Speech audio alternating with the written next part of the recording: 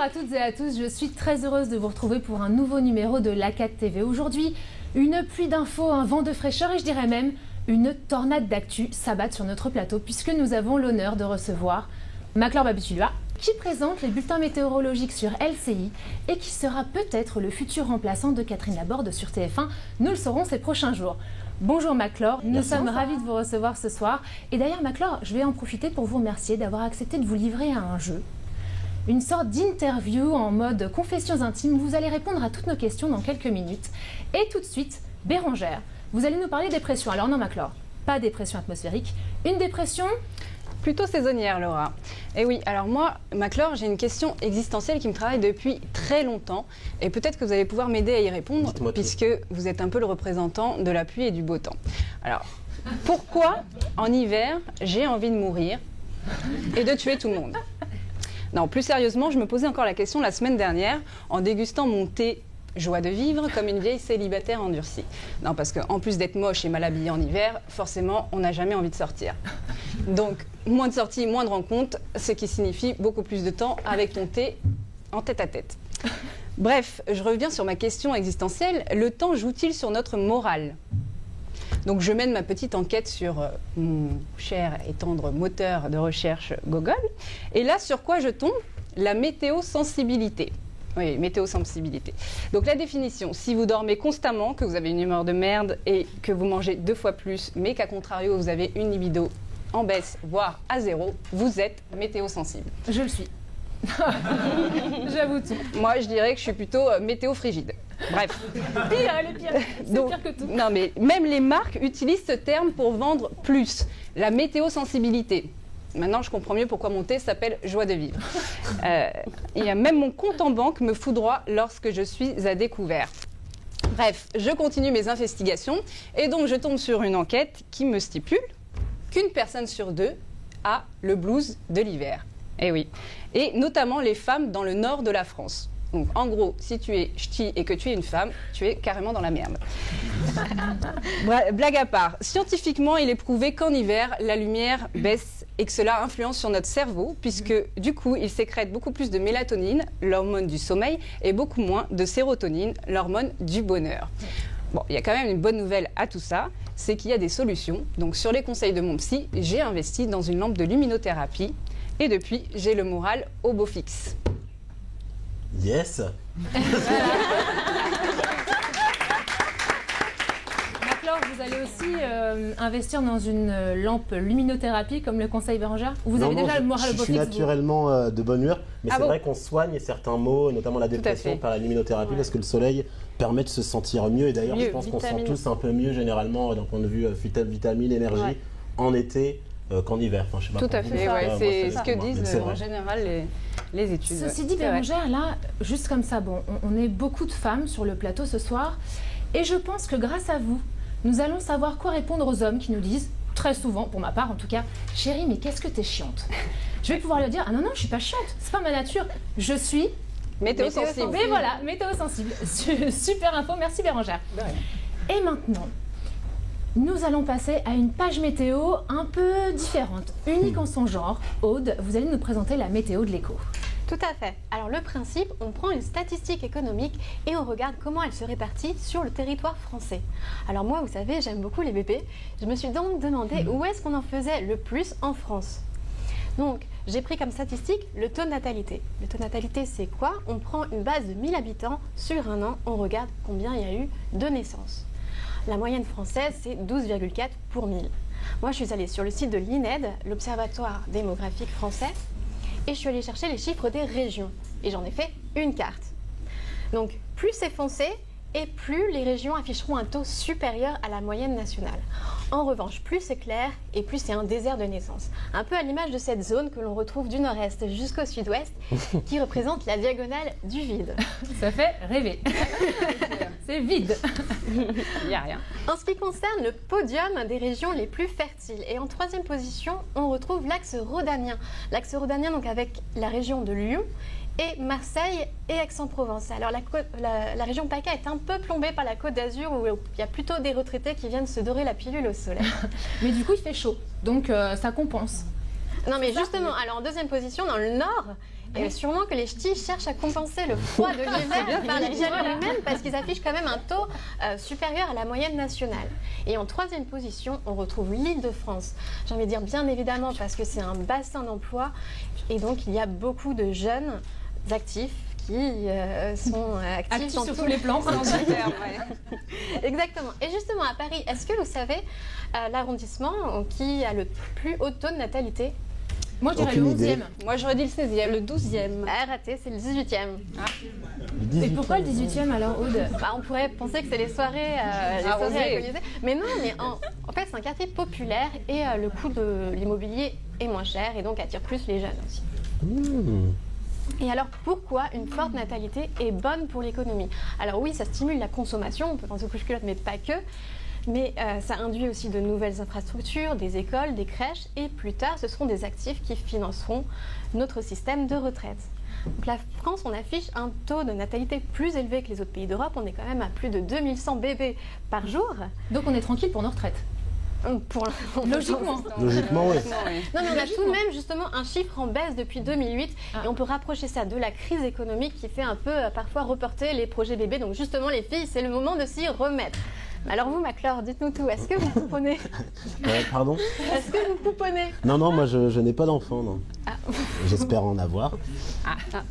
C'est une info. J'ai l'impression de mettre mis un blanc sur... C'était pas une invitation. C'était Non, du coup, il y a un blanc. Aude, si je peux revoir ta carte. Oui. Du coup, si j'ai envie de ne pas porter de stérilet, je vais dans la diagonale du vide et là, je suis tout à fait, t'as le choix. La Creuse, la Moselle. Je pensais pas qu'on parlerait de stérilet dans cette émission. C'est surprenant, c'est une émission surprenante. C'est un plateau de femmes, c'est pour ça. Et Maclor, tant qu'on est dans l'intimité. Allons-y. Je vais vous proposer un petit jeu. Donc, je vous avais promis une interview en tête-à-tête. On ne sera pas vraiment sur un tête-à-tête entre vous et moi. Non, on sera sur un tête-à-tête entre vous et une partie des 13 millions de téléspectateurs qui sont fidèles chaque jour au bulletin météorologique sur toutes les chaînes confondues. Vous saviez qu'ils étaient 13 millions? Non, je ne savais pas. C'est énorme, hein, ça met la pression. C'est beaucoup. Mais sur une chaîne télé, la météo est un des programmes qui cumule le plus d'audience. Donc vous êtes connu par beaucoup de personnes. Je suis allée les rencontrer. Je vous le dis. Je suis allée les rencontrer et je leur ai demandé de nous livrer les questions, les petites choses qu'ils voulaient savoir de vous. Et elles sont donc juste ici, dans le vase que vous avez avec vous. Vous pouvez le je le mets sur la table. Vous allez choisir donc quelques questions au hasard. J'espère que vous tomberez sur les bonnes. D'accord. Les lire et puis nous donner votre réponse. Ça marche. Faites pas la musique là, il y a la musique généralement quand C'est bizarre comme... c'est suspense, hein. On ne sait pas sur quelle question va tomber. Alors Maclor. Quel conseil te serais-tu donné à tes débuts? Persévère, si tu tombes, relève-toi, et puis ne prends rien pour acquis, et sors de tes zones de confort, les zones dans lesquelles tu te sens super bon, ça va un temps, mais va chercher à te mettre en danger. Ça fait beaucoup de conseils en même temps. Voilà. Okay. Merci. Voilà. Allez, une autre question. Une autre. Ah bah oui, on va pas s'arrêter là. Il n'y a pas la musique par contre.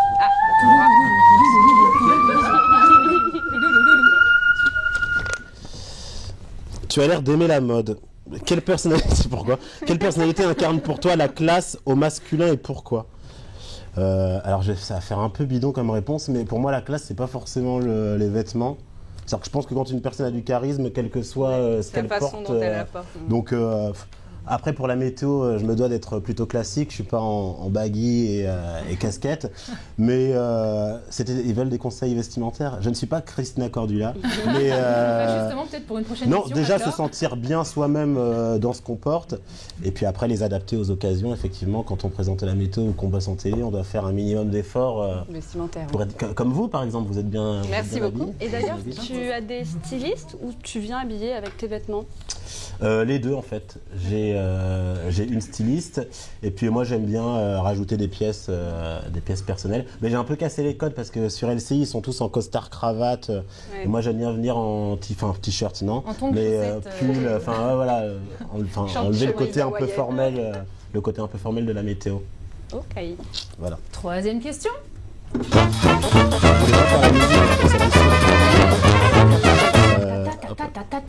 C'est bon? Ouais. Qu'est-ce que ça fait d'être le potentiel successeur d'un monument de la météo?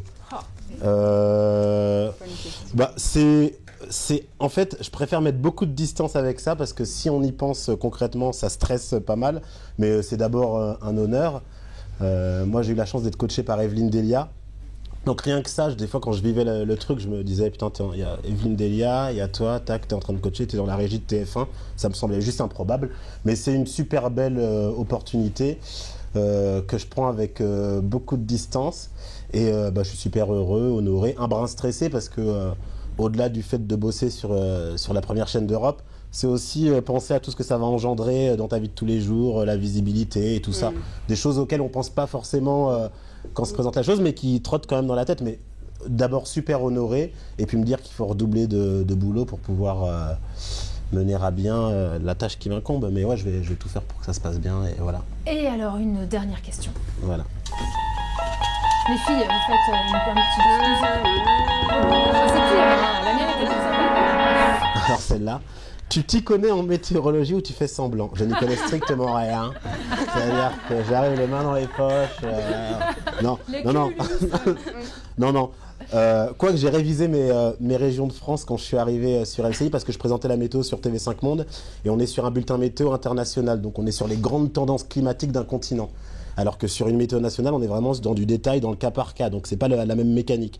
Du coup, je m'y suis vraiment remis quand je suis arrivé sur LCI.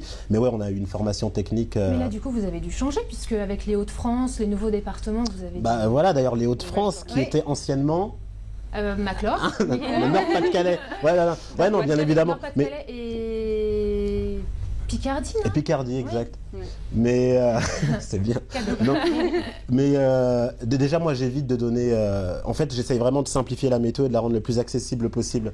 C'est-à-dire que je vais nommer les régions, mais plus les zones sud-ouest, nord-ouest. Si je peux donner quelques zones, histoire de quand même apporter quelque chose, mais j'essaye de la simplifier, de la rendre accessible et de faire en sorte de vulgariser un maximum l'info. Et ça fonctionne très très bien puisqu'on vous suit et on arrive à savoir un peu quand il pleut ou pas et là où on se situe, donc c'est parfait. Je vais vous poser moi une dernière question. Où vous imaginez-vous dans 10 ans? Dans l'idéal. Après, il y a une différence entre ses envies et ce qui... Non, mais vos rêves. Dans vos rêves les plus fous, où vous verriez-vous dans 10 ans? Moi, j'ai un fantasme, c'est le prime time. C'est-à-dire une mécanique de prime time où on emmène un produit de A à Z avec tous les aléas qu'implique le direct, la logistique à gérer. C'est une grosse... Nikos Aliagas, pour moi, c'est pas le présentateur de l'année, mais je trouve qu'il a un côté force tranquille, c'est-à-dire que je sais la logistique qu'implique un prime time et ce que c'est techniquement, et je trouve qu'il amène les choses avec beaucoup de simplicité, de classe, et moi j'aime cette configuration-là, les gros barnums, les émissions avec des artistes internationaux, j'aime ce genre d'émission. Eh bien, donc à l'opposé de la météo. Si je vous dis que nous, là, les filles, sur le plateau de la 4 TV, nous savons où vous serez le siècle prochain. C'est vrai? Oui. Le siècle prochain. Le siècle prochain. Très bien. Et oui, puisqu'avec Lila, nous avons fait une sorte de remake de Retour vers le futur, puisque nous avons tous entendu parler du réchauffement climatique, mais nous parlons très peu des conséquences. Et Lila, vous allez nous présenter un bulletin météo en 2100. C'est ça. Retour vers le futur, bon voyage. Alors, qui dit bulletin météo du futur, dit Maclore du futur. Parce que Maclore, c'est toi qui vas le présenter justement, ce bulletin. D'accord. Alors, ça a déjà été fait plusieurs fois. Il faut savoir que la NASA, à la suite d'une enquête très sérieuse sur le réchauffement climatique, avait défié les météorologues du monde entier, justement pour sensibiliser la population. Alors, si c'est Evelyne Delia qui s'en est occupée sur TF1 en 2050, sachez que nous, à la 4 TV, c'est toujours plus loin, c'est toujours plus fort. 2100, Maclore, dans un siècle. Alors, je vais te briefer très rapidement. Sache que tu n'auras plus besoin d'apprendre la géographie, justement, Maclore, car on dira au revoir à certaines grandes villes, certains endroits. Peut potentiellement disparaître Amsterdam, construit sous le niveau de la mer, Tokyo, l'Indonésie ou encore les Maldives. Toujours à cause du niveau de la mer qui augmentera d'1 mètre. Fini les costards, Maclore. Je ne sais pas si tu aimes ça ou pas. Il en est hors de question. Ah, bah c'est... Non, c'est short claquette. Tu annonceras des températures caniculaires, 45 degrés en moyenne, dans des villes comme Jérusalem, New York ou encore Los Angeles. Donc peut-être un Marcel Cravate Sait-on jamais. Ça peut faire. Des tongs de soirée, éventuellement. Et moi, je t'ai trouvé l'accessoire parfait. Est-ce que quelqu'un reconnaît ce magnifique objet? C'était dans Retour vers le futur qui portait une casquette comme ça. C'est l'officiel. Hein. C'est vrai? Oui, la vraie. Et tu vas la porter. Non, c'est toi qui vas la porter. C'est du futur qui va la porter, donc c'est vous, Maclor. On en 2100, alors on y va. Et voici ton bulletin D'accord. du futur. D'accord, très bien. Donc je regarde quelle caméra, c'est celle-là? Mesdames et messieurs, bonsoir. Le soleil se montre encore une fois très généreux. Une vague de chaleur affolera encore et toujours les compteurs. 40 degrés à Paris, 45 à Toulouse et jusqu'à 47 degrés en Corse.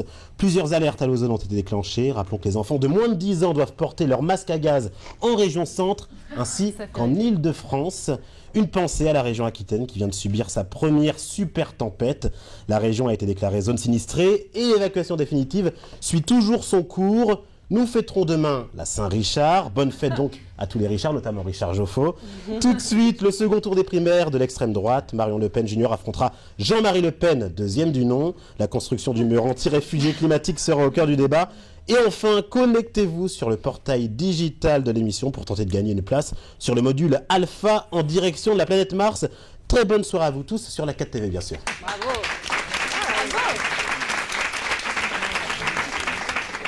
Alors, je pense que vous vous en doutez, pour éviter un tel scénario apocalyptique, il faudrait des efforts agressifs, mais vraiment à l'échelle du monde et dès aujourd'hui. Merci Maclor pour ce bulletin météo de 2100. Et alors moi je vous propose une chose. On ne se donnera pas rendez-vous dans 10 ans comme avec Patrick Bruel, mais on peut se donner rendez-vous dans 100 ans, même jour, même heure, avec vous Maclor. Nous, même équipe, même combat. On verra donc si le bulletin météo est fiable ou pas. Je l'espère pas, bien évidemment. On est d'accord, hein, les enfants de 10 ans avec leur masque, c'est pas top. Ouais. Puis nous, on a envie de respirer aussi l'air libre. En attendant, je vous remercie Maclor d'être C'était un venu. plaisir. Merci beaucoup. C'était un plaisir. Merci à tous de nous avoir suivis. On se retrouve très prochainement. N'oubliez surtout pas de nous suivre sur les réseaux sociaux avec le hashtag A4TV. Nous avons notre page Facebook. Venez nombreux et à la semaine prochaine pour une prochaine émission. À bientôt. Bye.